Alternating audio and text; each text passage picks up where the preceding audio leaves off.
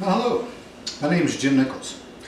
I'm a RV enthusiast based in Phoenix, Arizona, and like many of you, use the RV in multiple places, sometimes in RV parks and sometimes out in our desert locale that we love to take our all-terrain vehicles out as well. And in our dry camping experience, a little bit of solar panels helps a lot when you're staying for several days, you're running heater at night and stuff like that. So we've recently purchased a 2010 33-foot Bounder made by Fleetwood, and it came with some trickle charger solar panels, and of course that doesn't do much for us out there when we didn't use the heaters and stuff. So I decided to look into what solar panels look like today. I mean, we've had previous motorhomes with solar panels on, but they were pretty small. And so I researched a little bit before Thanksgiving to find an inexpensive kit that was fairly simple to install, add to the system, but not put a lot of batteries and not make it a full-blown expensive project.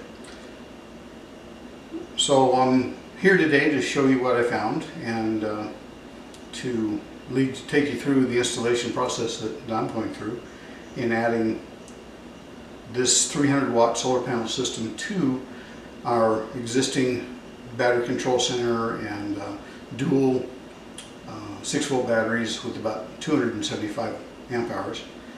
Not that I'm not going to add additional batteries at this point and stuff, so it's just a assist, I guess you might call it, not having to run the generator every day when you run the heater at night and stuff and run the batteries down daily. So we'll jump right into it. After doing my research, I found Grape Solar was represented by Home Depot, and they, during the Thanksgiving holidays, were having some pretty good specials, discounts on their kits, their solar kits. And I looked at their prices and decided that I'd be better off buying a GS200 Grape Solar kit that had two 100-watt panels and a solar charge controller that can handle up to 5 panels. It's a 40-amp charge controller. This kit came with some parallel connectors, the MC4 parallel connectors, and it came with an MC4 inline fuse connectors. And then it also came with the controller to battery cables and a single panel to solar controller cable set that has both the male and female ends for the MC4 connectors on it. The installation instructions tell you to cut this to actually provide the connection into the solar charger, and then use these cables from the output of the solar charger to your battery connections. So it's a pretty good kit. It did not provide any of the mounting hardware for the solar panels, so I got these Zippy Feet mounting kits that are provided by Home Depot, and I bought 3 of them. And then I decided that since I'm adding a third panel, I went and found a third parallel MC4 connector that would connect 3 panels together at the same time, rather than you having to order another set of duals, and that will facilitate all 3 panels. So the GS200 kit was on special at Home Depot for $229, and the third panel was on special also for $79, which was a $20 discount. So all total, with everything with the exception of these 3 parallel panel connectors, it was about a $400 purchase. The GS300 kit I found is running about $522, and it provides the installation feet and the additional cables from Tractor Supply, about $522. And then the GS400 kit, if you want to go 4 panels, is running about $599, Tractor Supply. I also found them at Solar Town available, and they're also available at Home Depot, but Home Depot's prices, when you get up into the larger ones, are a little out of line with the Tractor Supply in Solar Town. So those were the best prices I could find, and recommend it if you're looking for something like this. There are some other manufacturers that are a little less expensive than the Grape Solar, but I think this charge controller and its remote monitoring through the Android app and stuff is an additional plus. And the other kits for the 200, 300 watt systems didn't have as powerful as a charge controller, so I thought that was a definite plus. The polycrystalline panels are pretty equal to the monocrystalline panels nowadays. There's not a lot of advantage to it. I looked at the flex panels a little bit. Their warranties were not as good as these are 5-year warranty. The flex panels were only about a year warranty. So that's really the reason I decided to go with the Grape Solar overall. And their tech support was pretty good. I talked to them a little bit and to find out which app to use for the Android, from the Android store to download for the charge controller monitoring. And also I wanted to know a little bit more about the DC load output from the charge controller and what it was actually used for. And it's intended for a light load of some lamps or lights or something like that. It's not intended to be used for powering anything in the coach. So the main connections will be, of course, the solar connections from the panels through the cables, and then the output to the batteries, which I'm going to connect directly to the battery control center, where the large cables from the battery come up to, so that I'm containing everything pretty much in the compartment, with the exception, of course, the cables going out to the panels on the roof.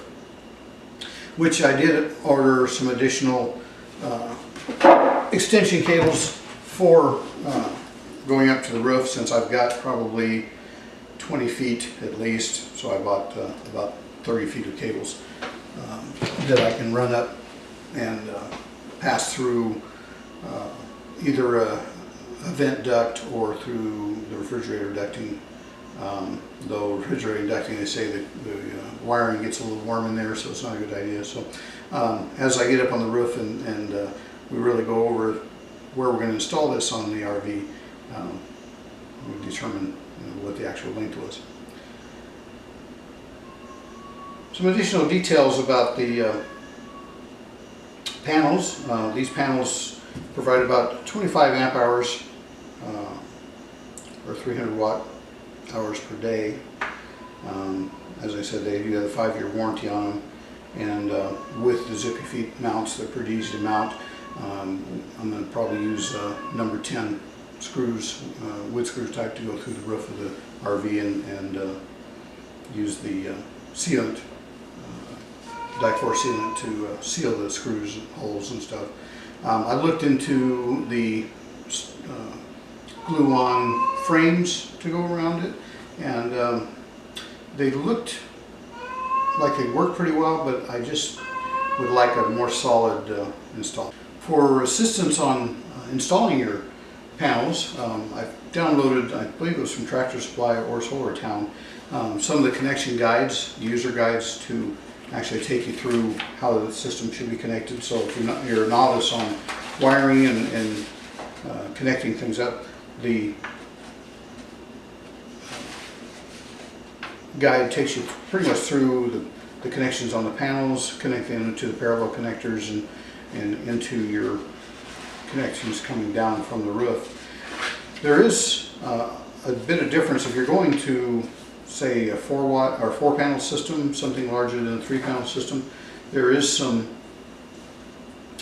advantages into wiring 2 of the panels in series, upping the voltage a little bit, and then taking those series panels and parallel into so you have 2 panels that are series together for 42 volts, and then you take the other 2 panels and parallel connect them so that you're running 42 volts down from all 4 panels, which gives you a little bit more power coming in here, gives you a little more efficiency. The wires don't have to be as large for higher voltage out of the panels when you series them than running them on parallel. Probably it's not going to be a big difference in my case, where I'm just running 3 panels together.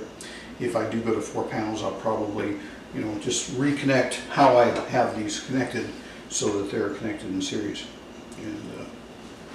And then 2 panels in series, and then two sets of series panels into a parallel set coming down. So that's pretty much the plan. Next steps will be to go out and go through the coach and determine mounting locations, and get up on the roof and determine our pass-through down from the roof to the compartments below, where we're going to install the charge controller, and then exactly the mounting areas and locations for the screws and the zippy feet on the panels, so that I can take advantage of any stringers or struts in the roof, supports in the roof that we want to screw into. So next step, go out and look at the coach. See you back at the next video. For the products discussed in this video, I will post a list of part numbers and descriptions planned for this installation in the description section below. I'll also post the spec sheets, quick connect guides, and installation manuals.